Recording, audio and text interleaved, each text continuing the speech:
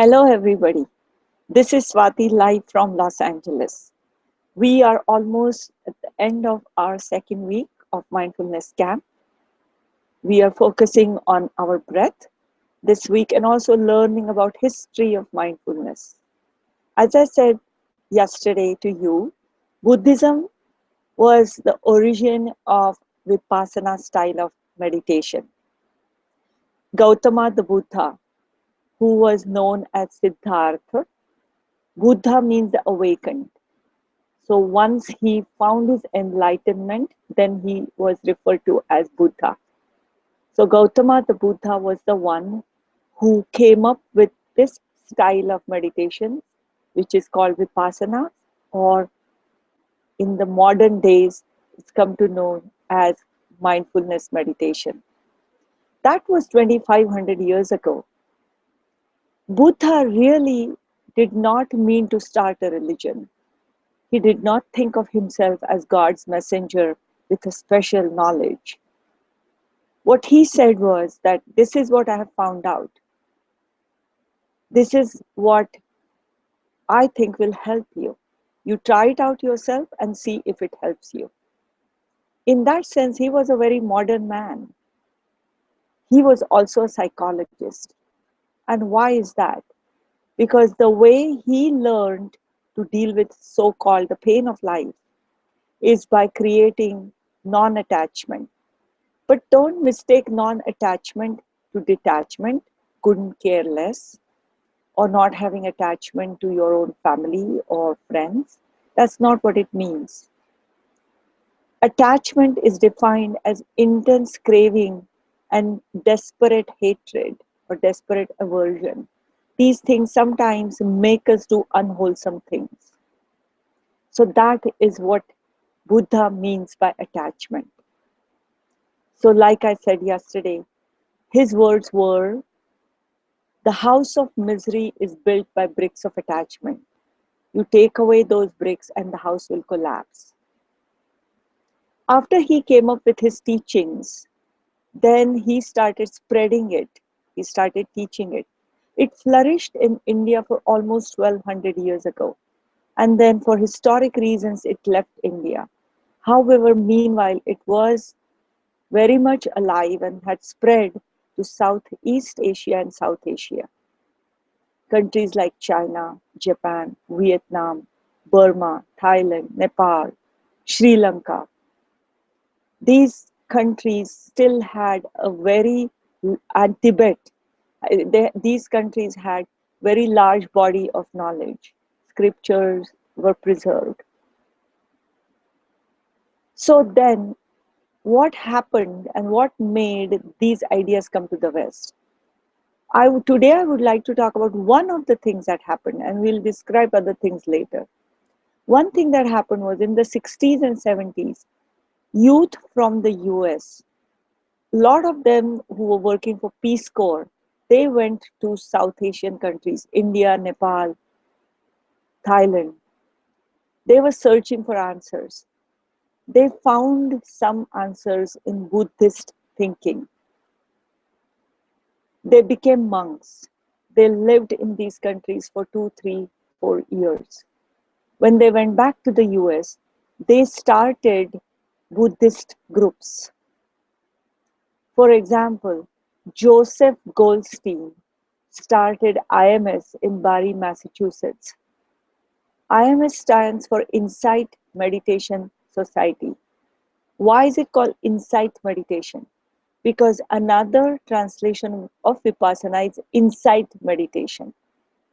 You will see as we go ahead with this camp, you will realize how you can get insights into any problem, any question you have by using this style of meditation.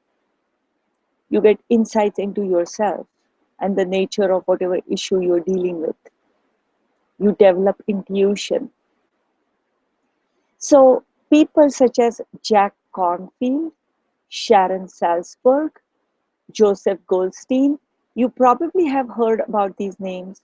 They have books and they are very well known because they brought these ideas to the US. The small groups they started became bigger. But then it was still Buddhist studies. Vipassana style of meditation was very much part of Buddhist studies. Then when did the secular mindfulness meditation became so big? For that, you'll have to wait till next week. Meanwhile, we are going to turn towards our breath awareness meditation. Let's meditate and then we'll talk a little bit more about this. If you have any question, any comment, you can either post it here or you can ask me on my email to meditate together@gmail.com. To meditate together@gmail.com. So let's get to our meditation.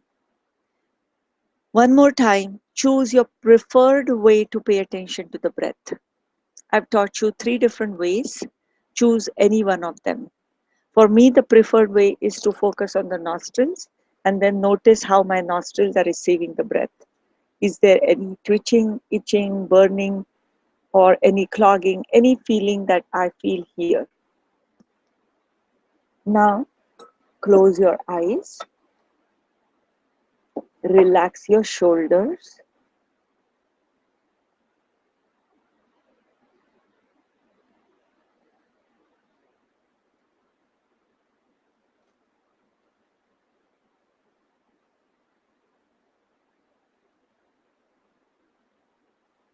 and take a few deep breaths.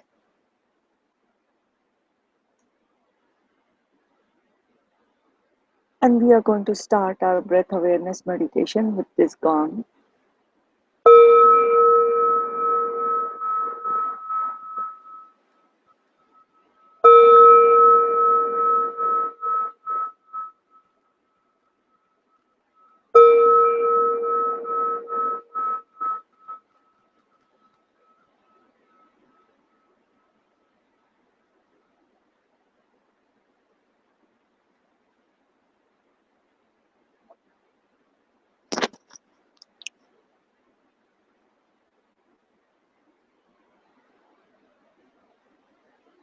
Breathe in and breathe out.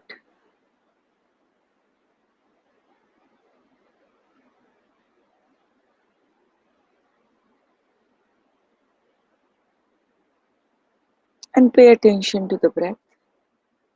Breath, our life, source of life, our refuge, our anchor, our center, the vital part of our existence. Pay attention to that. All you're doing is sitting here with your body and breath and paying attention to each moment, how your body is receiving the breath.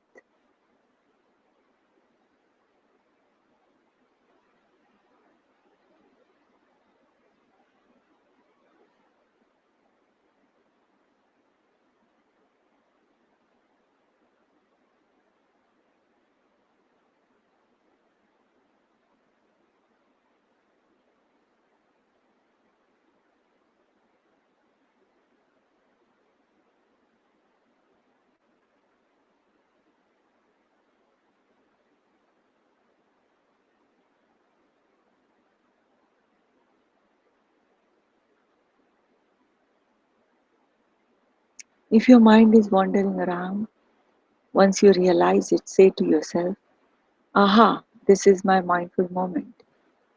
And bring your attention back to your breath. Breath. Each moment is a new moment. Each breath is a new breath. There are subtle differences in which your body receives the same type of breath every time. Notice how your body receives every breath in a different way.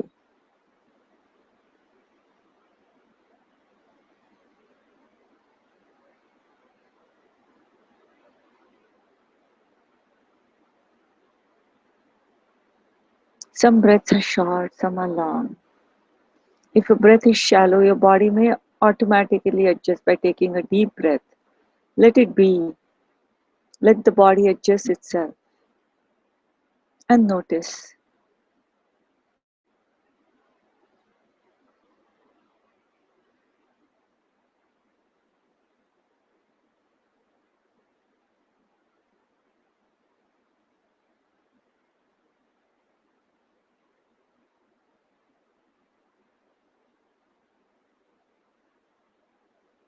You're resting in your breath. There is no struggle. Just relax your shoulders and rest in your breath.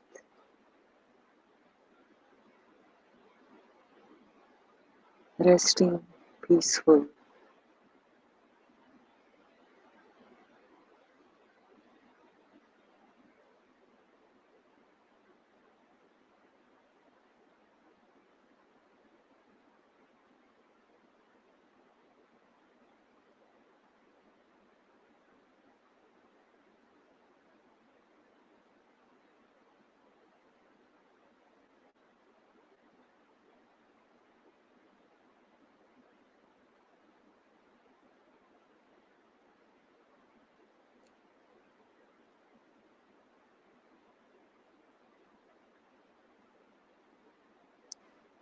If there is any itching and you feel like scratching any part of your body or nostrils or forehead, just let it be. Try not to do it and see after some time it will go away on its own. It's like situations in life. Sometimes without reacting, they go away, but you notice it and observe it.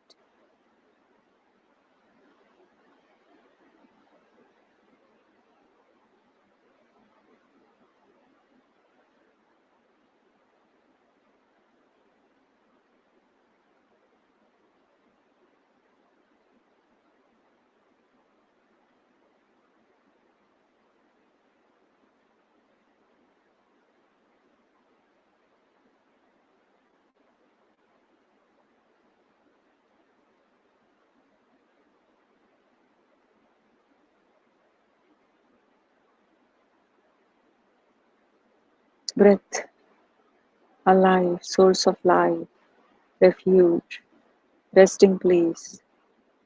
Come back to the breath. My body is taking in the breath.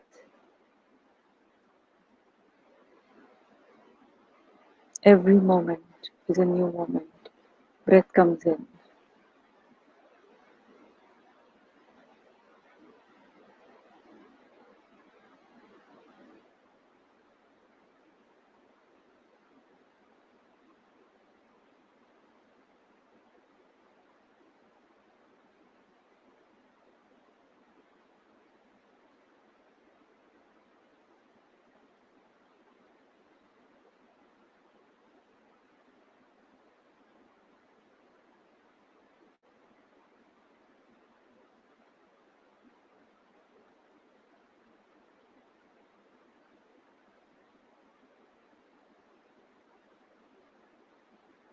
If your mind is wandering around, just bring it back gently to the breath.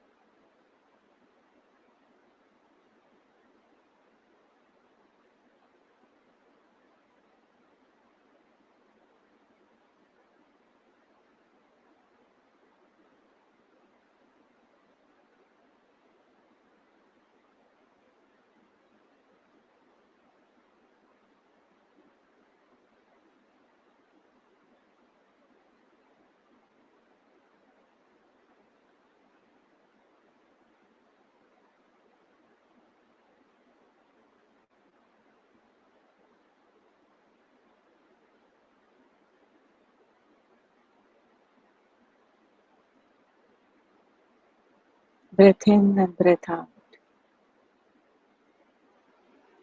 Let it come in and notice breath, resting, resting, resting.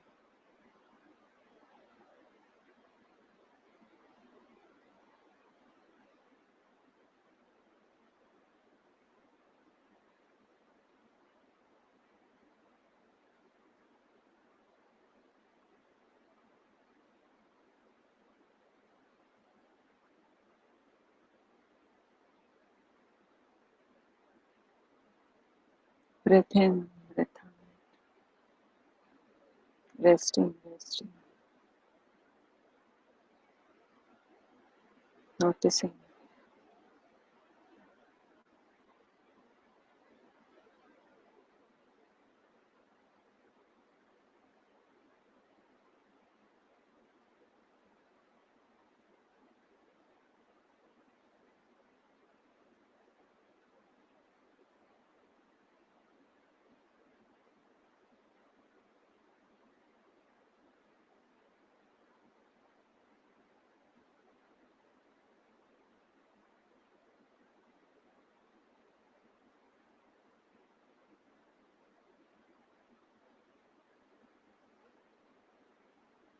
Breath in and breath out.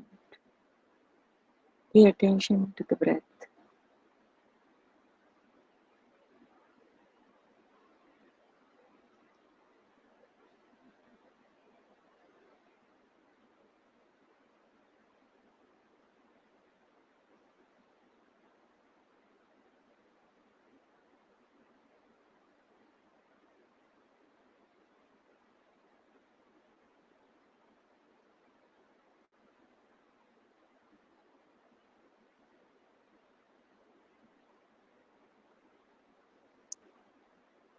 Some people will have a rejuvenating, energizing feeling. Notice that.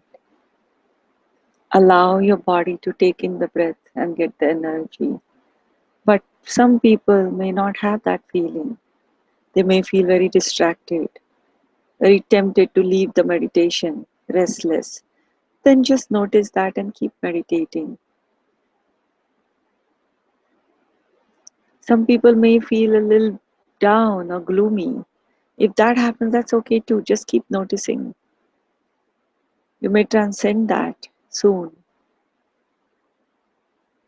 And you may feel the energy coming in with relaxed shoulders, closed eyes. The breath brings in the energy.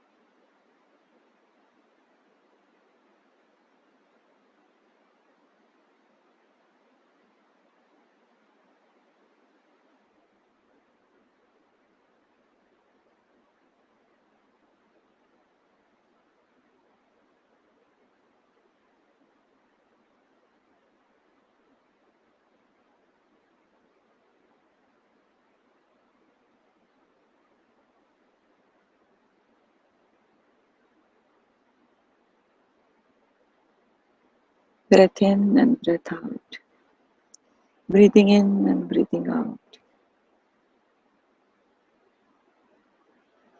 And paying attention to the breath.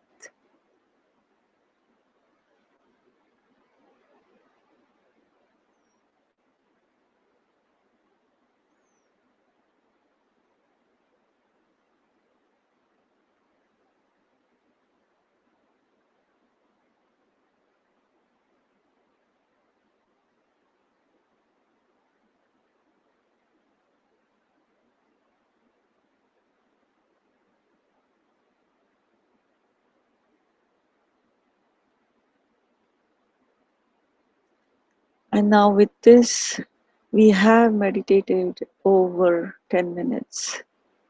We'll meditate for maybe a couple of minutes more.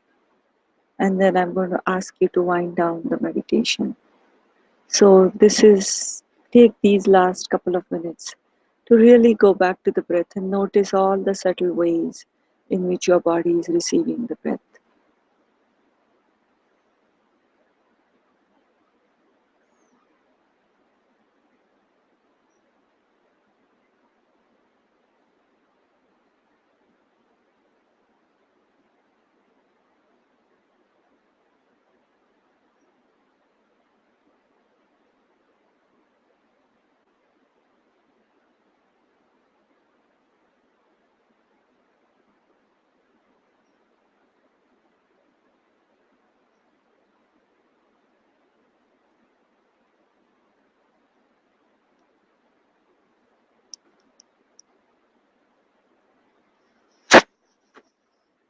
And now, slowly, we are going to wind down our meditation.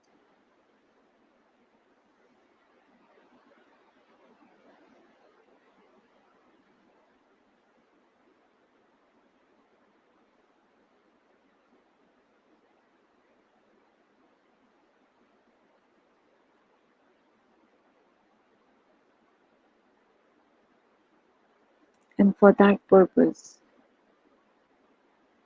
let's repeat this line 3 times to ourselves. Each time, pay attention to what you're saying.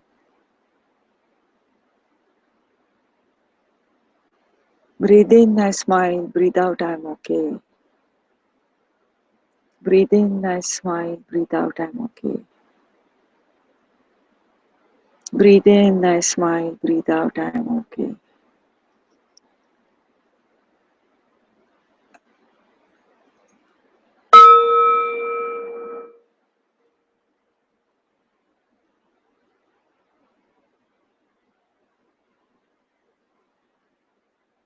And with that, you can open your eyes slightly at first and then all the way. I'm very curious to know how the breath awareness meditations are going for you. Today is the last day of doing these meditations. Now we are going to move to body sensation meditations, which are again going to be a different experience for you. Each day you did your breath awareness meditations. How did it go? Did it change day by day? What did it mean to you? As I said, Buddha was a psychologist. Partly because look at this style of meditation. What are we doing? We are paying attention to the reality of whatever ways in which our body is receiving the breath. We are going to pay attention to here and now. We are not getting lost into any other zone. We are not trying to transcend into any other thing, such as either a God image or a mantra. Neither are we emptying our mind. What we are trying to do is to pay attention to my body, mind, here and now. And in that process, right now we are developing focus. We'll also have a more enriched experience of each activity. But we also want to transcend negativity and move more toward joy. And that will come as we go on with this camp more and more. So, I would like to actually mention the fact that some people I don't want to offend anybody when I say that Buddha was a psychologist, because some people who are religious, for them, Buddha may seem like he was a god, and I absolutely respect that. I know Buddha as a genius because I have paid attention to these ideas that Buddha has proposed. Later on, as time went by, Buddhism was established as a religion like Buddhism. That's not how it was in the beginning. When it became a religion, slowly there were other things such as rituals and certain other practices that were introduced. In different countries, it took its own form. Tibet, China, Japan, they have their own forms of Buddhist ideas. But one thing that has stayed common to all of them is a form of meditation that leads you to the right type of non-attachment, the right type of motivation, and the right type of thinking. And that meditation is what we are learning. What we are doing is paying attention to our body and mind. And in that process, we are going to move more towards joy and enriched life.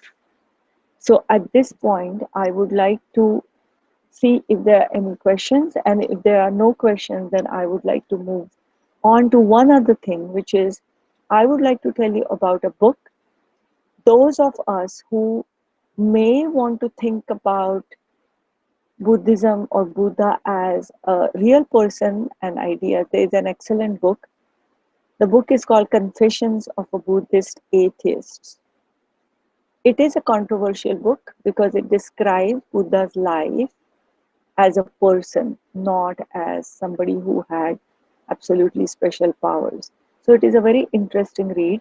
The author is Stephen Batchelor, and I would like to share that screen with you. Guys, for those of you who are interested in knowing about Stephen Batchelor's book,